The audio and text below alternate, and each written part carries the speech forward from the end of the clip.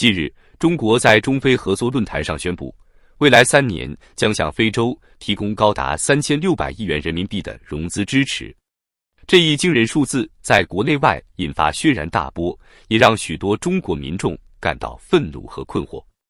在国内经济下行、民生问题日益突出的背景下，如此大手笔援助非洲的决定，无疑给许多人的心头蒙上了一层阴影。这一决定背后折射出的是中国对外政策的深层矛盾和执政者对国内民意的漠视。更令人震惊的是，这种慷慨援助所依赖的历史叙事，竟然建立在一个巨大的谎言之上。长期以来，中国官方和主流舆论一直宣传非洲兄弟把中国抬进了联合国的说法。这个说法不仅被写进教科书，还成为中国对非洲大撒币的重要理由。然而，当我们仔细审视1971年联合国大会的投票记录时，一个令人震惊的事实浮出水面。在那次关键的投票中，欧洲才是真正支持中国的主力。欧洲27个国家中，23个投了赞成票，赞成率高达 95.8%。相比之下，非洲42个国家中只有26个投赞成票，赞成率仅为 61.9%， 甚至低于 68.5% 的总体赞成率。更令人吃惊的是，在35张反对票中，非洲国家贡献了15票，占比最高。这意味着什么？意味着我们长期以来被灌输的非洲兄弟情很大程度上是一个美化了的神话。非洲国家当时对中国的态度远非一致，甚至可以说相当复杂。那么，为什么官方要刻意强调非洲的作用，而淡化欧洲的支持呢？这背后是否隐藏着某种政治算计？一位历史学者指出，这种选择性的历史叙事反映了执政者对历史真相的漠视和对舆论导向的操控。他们需要一个感恩的理由来合理化对非洲的巨额援助，即便这个理由建立在歪曲事实的基础上。在宣布这笔惊人的援助计划时，中国国内的经济和社会问题却日益严峻，失业率攀升，房价高企，教育医疗资源匮乏，这些问题正在侵蚀着普通中国人的幸福感和安全感。根据官方数据，2021年中国城镇调查失业率为 5.1%， 但许多专家认为实际情况可能更糟。一位人力资源专家透露，真实的失业率可能接近 10%， 特别是在年轻人中间。很多大学毕业生找不到合适的工作，被迫做一些临时工作，或者干脆赋闲在家。与此同时，中国的贫富差距正在不断扩大。据国际权威机构测算，中国的基尼系数已突破 0.6， 远超 0.4 的警戒线。最富有的 1% 人口占有全国近 40% 的财富，而底层 50% 的人口仅占有不到 2% 的财富。这种两极分化正在撕裂社会结构，酝酿着巨大的社会风险。在这样的背景下，3600亿元的对非援助显得格外刺眼。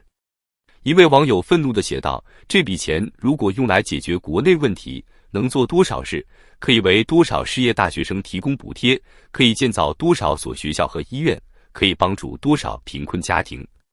更令人心痛的是，在一些偏远地区，老年人的福利待遇仍然十分微薄。有报道称，在黑龙江某地，80岁至89岁老人每月只能领到25元的普惠津贴，仅够买一盒快餐。这与动辄数千亿的对外援助形成了鲜明而讽刺的对比。一位社会学家悲观地表示，这种做法实际上是在以牺牲国内民生为代价来换取所谓的国际影响力。但问题是，当我们的人民还在为基本生存而挣扎时，这种影响力又有什么意义？支持对非援助的人认为，这体现了中国作为负责任大国的担当，有利于深化中非友谊，扩大中国在非洲的影响力。官方媒体也不遗余力地宣传援助的积极意义，强调这是双赢的策略。然而，越来越多的声音开始质疑这种援助的实际效果。有分析指出，大量援助资金可能被非洲的腐败官员侵吞，根本无法惠及普通民众。更有甚者，这些资金可能被用来支持一些独裁政权，间接加剧了非洲的政治动荡。一位非洲问题专家坦言，多年来，中国对非洲的大规模援助并没有从根本上改变非洲的贫困状况，相反，它可能加剧了非洲国家对外援助的依赖，削弱了他们自主发展的动力。更令人担忧的是，这种援助可能成为一种变相的洗钱工具。有传闻称，一些与高层有关系的企业通过参与援非项目获取了巨额利润，这些利润最终可能流向了某些权贵家族的海外账户。虽然这种说法难以证实，但它反映了公众对援助透明度的普遍质疑。面对如此大规模的对外援助，中国民众的反应可以用愤怒和无奈来形容。在社交媒体上，批评声此起彼伏。有人讽刺这是国内砸锅卖铁，国外一掷千金；有人直言这是在掏空中国。然而，这些声音似乎难以传达到决策层。在中非合作论坛期间，北京市区多条路口实施交通管制，敏感人士被要求离开首都。这种做法无疑加深了民众的不满情绪。一位政治学者指出，这种做法反映了执政者对民意的漠视和对自身统治的不自信。他们似乎更在意非洲领导人的掌声，而不是本国民众的呼声。更令人担忧的是，这种决策模式可能带来深远的负面影响。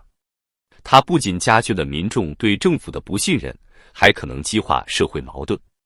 一位社会心理学家警告，当人民感到自己的声音无法被听到，他们的利益被忽视时，社会的稳定性就会受到严重威胁。支持大规模对非援助的一个重要论点是，这有助于提升中国的国际影响力。然而，这种影响力究竟有多大，又是否值得如此高昂的代价？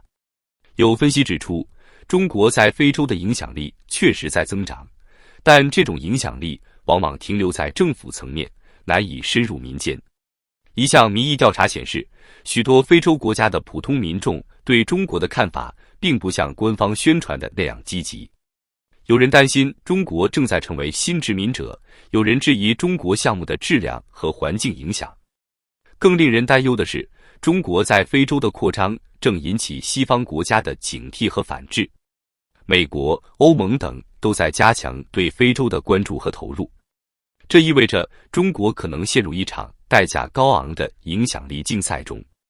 一位国际关系专家指出，在全球格局日益复杂的今天，单纯依靠金钱来购买影响力是不可持续的。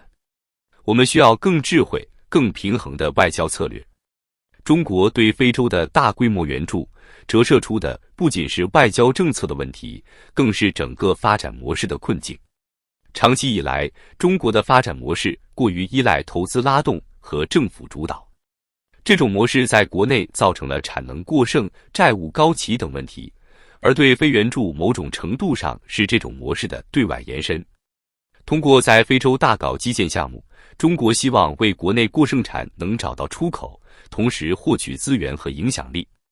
然而，这种模式的可持续性正受到严峻挑战。一位经济学家指出，我们不能再像过去那样靠投资和出口来拉动经济了。我们需要转向更加平衡、可持续的发展模式，更注重创新和内需。在这个转型过程中，如何平衡国内发展与国际责任，如何在追求影响力的同时不忽视民生，成为摆在决策者面前的一道难题。我们必须认识到，真正的大国担当不仅体现在对外援助的数字上，更体现在对本国人民福祉的关心和对历史真相的尊重上。只有在这个基础上，中国才能真正赢得国际社会的尊重和本国人民的支持。当前的对非政策看似慷慨大方，实则暴露了他们在国家治理和外交战略上的诸多短板。它是一面镜子，照出了中国发展道路上的深层矛盾。历史告诉我们，那些过度挥霍慷慨的帝国，最终无一例外地走向国力衰退、民心尽失的悲惨命运。